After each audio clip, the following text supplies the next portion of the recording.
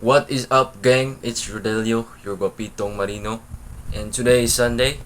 I wasn't able to uli on Friday because we had our school event yesterday. Welcome back to my channel. And I'm here sa akong kwarto, sa dorm. Kakalinis lang. Mag-shoutout di ko sa kauban ako sa kwarto nga si June Anthony Mawili, known as Dodong Mouse. For today's video is I'm gonna have a vlog on what I am gonna do the night before sa week sa akong klase. What I'm gonna do first is I'm gonna have my tupi to have a refresh on my taper fades. And haircut magod is one of the important things as a student, especially boys. I mean, men day. Maglungag sa kadali. With my wallet, kalo.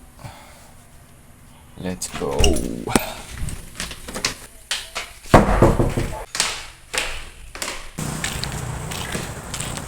What the hell? So I got my tapers back. Piti na po ng mga mamis ani. And I bought some shit I need. Bruh. Maligo sa ko and then we'll have my panihapon. Muna ko basin. Dutag tupi. Oy. Sheesh! For the long time, usara akong barber. Munang my advice, if kinsa tong last ni mga barber, nya nindot ang result. If possible, maora na barber nimo for the rest of your freaking life. I remember when I was in 8th grade na siguro to. Putang ina. Natinga ako sa akong barber. Kay dali ra na human. Siyempre nindutan awon, basa imong buhok. Nya pag uli na ho, sa time nga nauga akong buhok, bidza! First grade pa rin to ya. Kato nga diri kay taas and the other half is bubo. Speed naging pinya.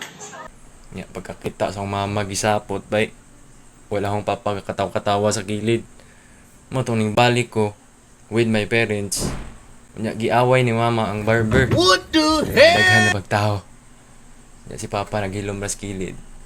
That was one of the most embarrassing things. Tapos sa akong kinabuhi.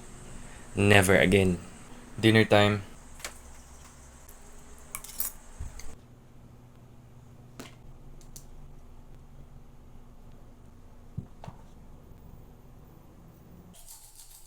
Hapit na alas 9. Mag-prepare na ta para matulog.